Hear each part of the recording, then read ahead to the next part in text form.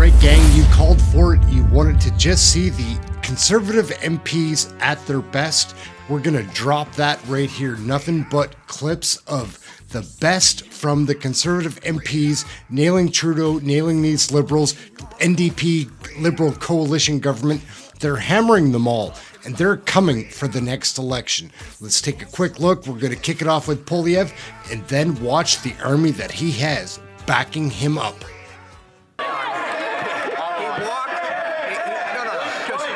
This one is just too easy. He walked into it. He had to muzzle a member from Newfoundland who called for an end to his leadership, joining another senator who did the same.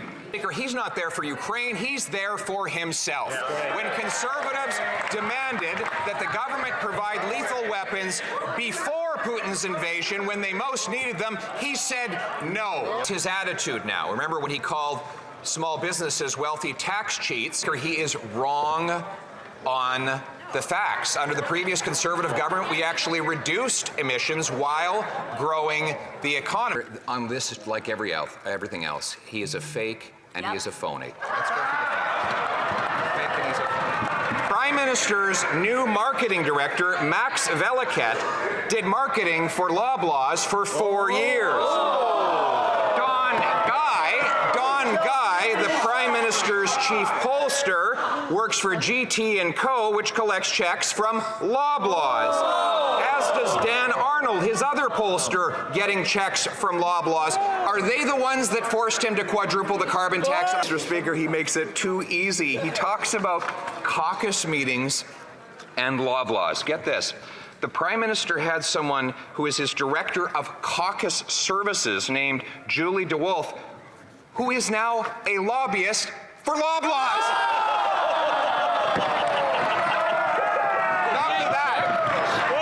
Not only that, he digs up a lot of dirt. His chief dirt digger, Kevin Bosch, left his office so that he could go and work as a lobbyist for Loblaws. Would he like us to continue going down the list of all of his Loblaws lobbyists, Mr. Speaker? 3-4 is back in the House after Liberal-appointed senators delayed and gutted that bill.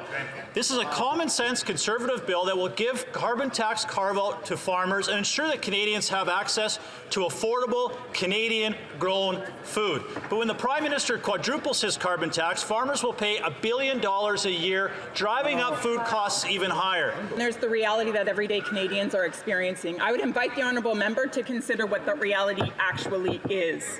If she could only come down from her high horse and enter into the everyday life of Canadians, she might understand. Not everyone lives in downtown Toronto and has access to the luxuries that she does. Canadians are struggling. They are struggling to put food on their tables. They are struggling to pay their heating bills. They are struggling to be able to care for their families. Record numbers of Canadians are using food banks, and it has a lot to do with the carbon tax, which is scheduled to increase on April 1st. Will this government axe the tax? Of my constituency who wrote to me and expressed their astonishment that how tone deaf this Prime Minister and this Liberal government was in light of all of the issues that Canadians are facing, that he would find it appropriate to accept an $84,000 gift for an extremely extravagant holiday in Jamaica. I think we are all of the same belief, and I believe all Canadians are of the same belief, Mr. Chair, that the Prime Minister is indeed worthy of a vacation. He is indeed worthy of spending quality time with his family. He was born of privilege. He maintains a lifestyle of privilege. It's now no shock to anyone here at this. Slush fund revealed, one, she warned Liberals that the Prime Minister's hand-picked chair, Annette Vacherian, should not be appointed because of her conflict of interest, and two, Green Slush Fund staff also told the Minister of this conflict, but Liberals appointed her anyway. Then Liberal board members went on to vote their own companies more than $20 million of Green Slush Fund money. Wow. Liberals had officials in every meeting, but did nothing about this corruption until it was in the media. Why did take a media story for the Liberals to act on this corruption? I know for a fact that farmers are asking that minister to axe the carbon tax. That PM promised that the Senate would be independent, but the actions this past week prove that that is a complete farce. We know he bullied his senators. The PM himself was on the phone over the weekend telling them they had to gut Bill C-234. The Prime Minister lied, and his minions continue to lie about 8 years of Justin Trudeau's soft on crime, catch and release policies.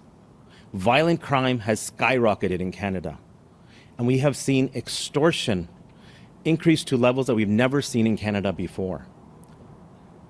These business owners are our neighbors and our friends, and they're being attacked by international gangsters. This issue will be addressed by a future Conservative government and by the future Prime Minister of Canada, PIERRE. Here means another carbon tax increase on April 1st. It was minus 50 in some places in this country where Canadians can't even afford to heat their homes. Yesterday, the finance minister lectured Canadians on her out-of-touch version of events, and then we learned that the Liberals were going to change the name of the carbon tax. Taking money out of the pockets of Canadians rebranded is still taking money out of their pockets. So instead of paying high-priced consultants to remove the carbon tax or change the carbon tax name, they should take some free advice and cancel it April 1st. Grocery love local. Sorry, I have to interject here. I'm sorry, Mr. Medline. I only have another minute and a half left here. Oh, I'm sorry. Mr. Weston, will you commit to the grocery code of conduct like Mr. Medline has with Empire? So we're active participants today to try and fight this thing, but he's part of the problem. Deputy Prime Minister is so out of touch. This is the truth. After 8 years, Canadians can't afford to eat, heat, or house themselves. Last year, 2 million Canadians needed help from food banks every month. That's a shocking 78% increase. Schemes, scams, and spin jobs don't help the millions of desperate, hungry Canadians struggling just to get by every single month. This is the fact. When you tax the farmer who produces the food, the trucker who ships the food, and then the cost of heating and cooling and storing the food, Canadians can't afford the food. But these out-of-touch carbon tax crusaders, they don't care. And they're going to quadruple it on April 1st. Conservatives will axe the tax for all for good. But why won't these Liberals just pass Bill C-234, reject the Senate amendments, tax the tax from farmers, and bring down food prices today? The Minister of Housing rises in this House. He's got a new program, a new announcement, the checks in the mail, all of these things. Every day this housing minister pops up and he has a new program, a new plan. Top, and I hope it will be the last time he will have to start his question again. Every day, this housing minister pops up and celebrates his new announcement, his new project, his new scheme. But the sad thing is, they don't actually build a single house. That's right. Meanwhile, in the real world, after 8 years of this NDP Liberal government, rents are skyrocketing. In fact, asking rent is now up 22%. Donna in Orangeville's rent is going up again, and she can't afford it. When will this minister realize these announcements are doing nothing, housing's a disaster? Apologize to Donna. Liberals are great at breaking things. They've broken the bank, they've broken the law, and they've broken the budget. It turns out that budgets don't balance themselves. Record government spending leads to record inflation and soaring interest rates. Canadians need the budget fixed. $1 of new spending must be met with $1 of savings. It's a simple concept. Even children can understand it. Will these Liberals finally end their inflationary spending, or will they keep breaking the budget? After 8 years of this Liberal NDP government, scandal continues to follow them. With the ArriveCan app, Liberals insisted there were no forged resumes. Fact, almost 40% of the resumes GC Strategies sent in were forged. Wow. Liberals insisted security was never compromised. Fact, almost 80% of all contracts did not follow security protocol. Liberals insisted procurement rules were followed. Fact, the system was rigged in favor of GC Strategies. So I have a question for this Liberal government. What kind of operation are you running over there? Friendship. Do you need to change the law or the code at this point? Look, it's obviously a problem that we have a Prime Minister who needs to be told that it's unacceptable and certainly in bad taste to be accepting $85,000 vacations when people are lined up at food banks, irrespective of if the person is a friend or not. We don't even know who gave the gift. It's also obviously unacceptable to have corporations to be permitted to give gifts if their ownership is that of a friend of a public office holder, a prime minister. So these are things that we're going to discuss, that we're going to look at. A prime minister who's been caught misleading Canadians multiple times. Most recently, it's his $84,000 gifted vacation to a luxurious Jamaican villa. It is the tax. The games, if they want to play games, that's their business, but it is the tax that is punishing farmers and indirectly hurting Canadians when they go to the grocery store. But would you be able to support your own bill if you can't get it amended to what it used to be? If you can't get it back to what was originally Well, I'm written? pretty sure that it'll be very satisfactory for farmers. Common Sense Conservative leaders, brilliant 15-minute documentary on the housing hell in Canada that's been viewed over 4 million times.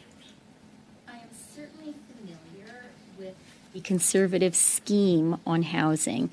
I haven't watched the video Okay, itself. so I would strongly encourage that you do watch it it, because it's a common sense Conservative plan how to build more homes and not more bureaucracy. And while you're at it, maybe like, share, and subscribe so others can see a common sense Conservative plan on how to get housing fixed as well. I'm happy. Public servants have spoken out about lies and abusive process in the ArriveCan scandal. We've now learned that shortly after their critical whistleblowing testimony, these senior public servants were put on leave without pay. They were told they were under investigation less than 3 weeks after their testimony, and they were suspended before the investigation had even concluded. This NDP Liberal government is punishing public servants for their ArriveCan testimony. What are these Liberals trying to hide with this retaliation and intimidation of witnesses? The procurement policies were ignored over and over again. Companies were given preferential treatment, even though they lied in their bids to secure millions of dollars in contracts. More Liberal corruption and waste proving that this Prime Minister is not worth the cost. When will these Liberal ministers come clean with Canadians and tell them why they gave this work to their buddies? Right. Too many Canadians, the dream of home ownership is dead, and it lays squarely on this Liberal NDP government. After 8 years, mortgages have doubled, and a staggering 3 out of 4 families cannot afford a home. Canadians know that this Prime Minister is not worth the cost, a cost brought about by a truly impressive mix of arrogance and indifference to the suffering of many Canadians. Mr. Speaker, when will this government take a break from their Jamaican junkets and actually address the housing hell in Canada? Including on the campaign of former Liberal Premier of Ontario, Dalton McGuinty. So, you know, that's, and by the way, we don't have any proof that is how the invitation was presented to the Speaker. And so when we saw the Speaker in his official robes, in his official office, delivering partisan remarks at a partisan activity, at a convention, this just set off all kinds of alarm bells. And my constituents are hurting. Edmund from Whitewater is a senior who lives on $20,000 a year. Since November, he's paid $200 in carbon tax on home heating alone. His quarterly climate bribe was $118. Yet this Prime Minister says that Canadians are somehow getting ahead. This Prime Minister is not worth the cost. Not afford to eat, and forcing those who grow the food we need to pay the carbon tax is nonsensical policy. The founder of Sidam Food Bank, which serves 3.17 million meals per month and delivers groceries to 3,000 seniors. The carbon tax has made life and food unaffordable for our seniors. The carbon tax is not an environmental plan, it's a tax plan. Our troops are being forced to use food banks and live in tents. According to the Halifax emergency manager, young soldiers are coming to work hungry. The Royal Canadian Legion of Nova Scotia said actively serving members are living rough in tents, living in their vehicles, couch surfing, and even entering into relationships to secure housing that have put them at risk of domestic violence.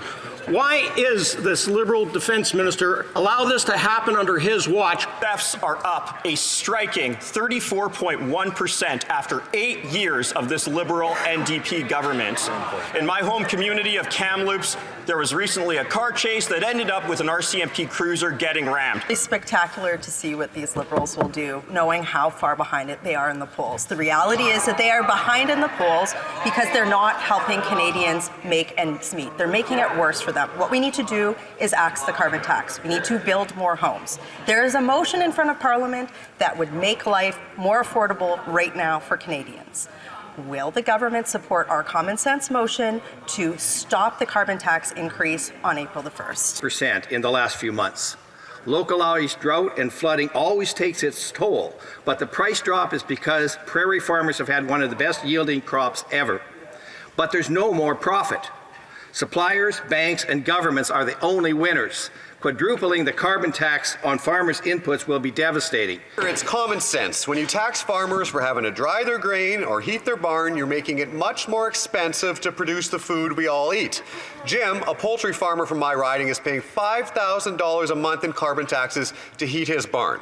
This Prime Minister always thinks he knows best. He thinks that food just teleports to grocery stores, that it magically appears on plates, and he even thinks he can run Jim's farm better than he can.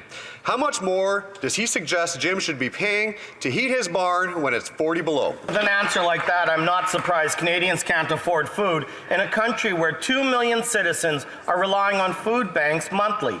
It's baffling to see the NDP Liberal coalition push to quadruple the carbon tax. When you tax the farmer that grows the food and the trucker who delivers the food, Canadians are stuck with higher food prices. Bill C-234 in its original form promises immediate relief. Will the Liberals discard the Senate's alterations, lift this tax burden, and help Canadians afford their groceries already? Here is us on this side being responsible and saying what our constituents are feeling. Now, the Prime Minister recognized the pain his carbon tax caused and exempted home heating oil from it last fall. But this didn't occur in my home province. The BC government said that they wanted a similar exemption for home heating oil from this NDP Liberal government to their climate plan. I support the Conservative leader's common sense plan to axe the tax for all Canadians, Madam Speaker, but at very least British Columbia should be treated fairly. Tax on a farmer is a tax on food. It's that simple. Canadians know rising carbon taxes make everything more expensive. And they overwhelmingly know that after 8 years, this NDP Liberal government is not worth the cost. Conservatives know a carbon tax hike on April 1st will make food even more unaffordable. Children under 18 in British Columbia can now be prescribed fentanyl. It's reported parents don't even need to be told or agree. Toxic drug overdose is now the leading cause of death for youth in British Columbia.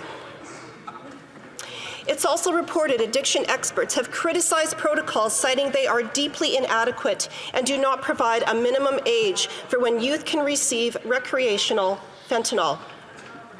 Will this NDP Liberal government put an end to their dangerous drug policy experiments? Of this Liberal NDP government, crime is up nearly 40% across the country.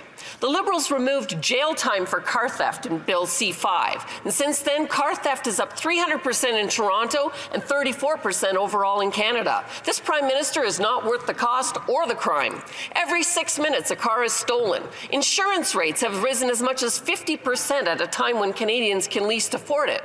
Common sense Conservatives will bring back jail, not bail, for criminals. Will the Liberals? A partisan issue the minute this fake feminist Prime Minister let women die. That is the reality. 94 municipalities in Ontario alone have declared domestic violence an epidemic. Violent crime is up almost 40%. Sexual assaults, 72%. Sex crimes against children up 126%. You can bet this is partisan. It is their policies destroying the lives of Canadians, and Conservatives will stop the crime and make sure women are not murdered in front of elementary school, and the guy who did it is behind bars. Across the country are struggling under this punishing carbon tax. Melissa, a farmer in my area, paid over $6,000 in carbon taxes just to dry her grain last year. And now the Prime Minister wants to quadruple the tax just in a few years. He isn't worth the cost. When will this Liberal government get out of the way and pass Bill C-234 in its original form, get off farmers' backs, and make our food affordable again? Competition in Canadian history proves that person wrong. Ray Orb, Saskatchewan Association of Rural Municipalities, has indicated that our farmers can expect to lose 8% of their total net income if the carbon tax is quadrupled this spring. This Prime Minister is not worth the cost to our growers, our truckers, and everyone who is struggling to put healthy food on the tables of their families. Will this Prime Minister choose a death knell, alienating Canadians even further? Or will they grab a lifeline? Prime Minister and his carbon tax are not worth the cost. That's because when you tax the farmer who grows the food and you tax the trucker who trucks the food, and you tax the grocer who refrigerates the food, all of those carbon taxes get passed on to consumers. Now this Prime Minister wants to increase the carbon tax another 23% on April 1st. Mr. Speaker, when will this Prime Minister give Canadians a break and cancel his inflationary carbon tax? Prime Minister is not worth the cost of groceries. A University of Saskatchewan study said Canadian farmers are at least 60% less emissions than the average of the world. I attended an irrigation conference this week of hundreds of farmers like Rob who told me it costs them tens of thousands in carbon tax to operate irrigation. And there is no rebate, and they all want it gone. When will NDP Liberals give farmers and families a break past C-234 and axe attack? $54 million Arrive scam debacle. $11 million went to a company that did no work. 76% of contractors did no work, and the app itself didn't work. And now we learn that these Liberals awarded nearly $350,000 in bonuses to senior executives who presided over this corrupt mess. What the hell is going on? Just a shameful answer from that member, Mr. Speaker. Another day, another international embarrassment. After months of denials and throwing the former Speaker under the bus, now we learn that it was the Prime Minister who invited a Nazi to a reception with President Zelensky. He forced the Speaker to resign, to take the fall, so he could avoid responsibility and cling to power. After 8 years of this Prime Minister, he is not worth the cost to Canada's reputation. Why did the Prime Minister invite a Nazi to a reception with the Ukrainian Prime Minister? There's been a breakdown in law and order in this country. Over the last 8 years, auto thefts are up 34%, violent crime 39%. Canada has become a foreign interference playground for the PRC, for Iran, and for Russia. And behind all of this is organized crime, money laundering, and terrorist financing. In fact, in a U.S. indictment unsealed last week, Iran hired 2 Hells Angels members in British Columbia as assassins. When is this government going to get serious about crime in this country and start protecting Canadian citizens? Results are in after 8 years. There were 5 agents working at one port, 5 people.